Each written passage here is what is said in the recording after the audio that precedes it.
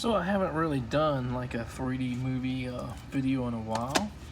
So as you may or may not know, RSM Media in Australia released several movies that didn't get released anywhere else, like Jurassic World Dominion, Minions: The Rise of Gru, and The Bad Guys, as well as a Spider-Man movie and a couple others like Doolittle, I believe. And Sing 2, which had a problem with the master or something like that, and they sort of took it off for a while, and the studio refused to fix the problem. So, but fan backlash, I guess, or fan response was go ahead and just release it, release the remaining copies, and we'll buy them anyway. So they put them back on the market to sell them out, and with the caveat that you know there's a problem with the master or whatever. After RSM Media went out of business, Turbine announced that they were going to start doing 3D releases, and they got 3 of the releases that RSM Media had, except these have Dolby Atmos soundtracks on all of the releases. So they got The Bad Guys, Gangsterland, Minions, and Jurassic World Dominion, all with the Atmos soundtracks. So would you pay like $80 or more for these 3, especially if you've already bought like this RSM Media copy or whatever, just to have the Atmos soundtracks? Now some people are double dipping because they want that, Atmos soundtrack. So everybody, I think, wants them to try to release the Spider-Man movie again, because that was the only place it was released to RSM Media. It's basically, you can't find it without paying an arm and a leg for it. But also a lot of people are disappointed that, Turbine has just got, these releases here that were already released, despite it having an upgrade with the Dolby Atmos soundtrack. What do you guys think about that? Fortunately for me, I did get the Spider-Man copy released from RSM Media, and I'm glad I got it. In other news, Buona Devil, this was not considered a great film, but it's a historic, like a very early 3D film. This release is going to be distributed by Kino Lorber. Am I pronouncing that right? They have several of 3D Film Archive releases. The 3D Film Archive did the restoration on these guys, and several other films. So here are some of the other releases here. So The Mask, Parasite, The Maze, Dynasty, Treasures of the Four Crown, Nudie Cuties Collection, Ape, September Storm, Revenge of the Shogun Women, and Wings of the Hawk.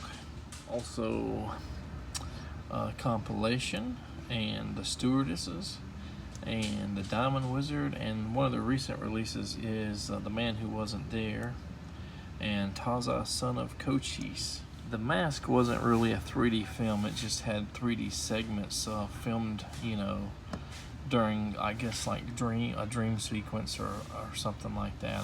I've never watched it, so I'm not sure. So The Marvels is also just been released in Japan only on a 4K Movie Next combo pack. I think there's the normal edition right here, and then there's like a steelbook edition as well. I'm pretty sure I read that the 3D conversion was really good, although I'm not sure how many people like the actual movie. This is the steelbook, I guess. These Movie Next versions are pretty expensive, but in most cases the releases, coming from like Disney Studios and Marvel, they're not really available anywhere else except Japan. So I guess you got to pay a premium price if you want to continue getting these Marvel films on 3D. So am I getting all of the releases, or Buona Devil?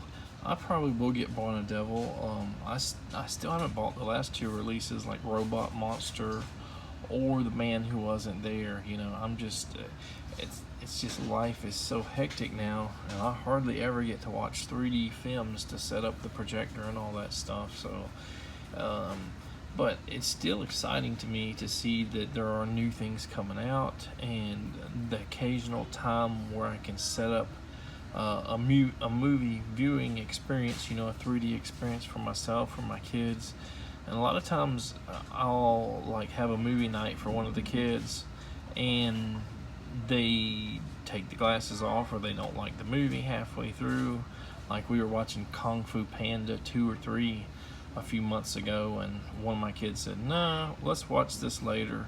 That means he doesn't like it and doesn't ever want to watch it. Let's watch it tomorrow. So a couple months ago, I found Harry Potter 3D Deathly Hallows Part 2 at a pawn shop. I was going to buy a movie for my oldest kid. This is what he picked out. I said, well, I already have that, the Chinese version of it. So I'll keep this version, this combo pack, you know, which has the DVD, digital copy, Blu-ray, and 3D. And I'll give him my, I think, a single disc copy, which can be played in 2D or 3D. So this is probably more valuable. It has the lenticular cover, as you can probably see. I think I paid like $2 for this guy. So there probably are 5 or 10 3D, like North American releases that I'm interested in. Probably a couple Chinese or Japanese releases, as well as some of the Movie Next releases, but I'm not, you know, going to be a completist and spend like a, you know, $800 or whatever dollars on all those releases. I definitely would like to get the Ant-Man films.